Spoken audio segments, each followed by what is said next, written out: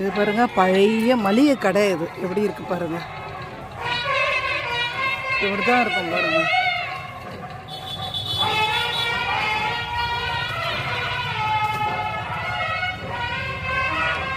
இப்படிதான் இருக்கும். 2 டோர் தான். உள்ளே சரக்கு எல்லாமே வச்சுருப்பாங்க.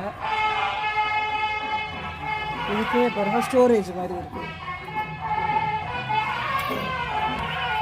எல்லாம் உட்டில் தான் போட்டு வச்சுருக்காங்க. பனைமரம்னா பனைமர கட்ட மாதிரி தான் இருக்குது.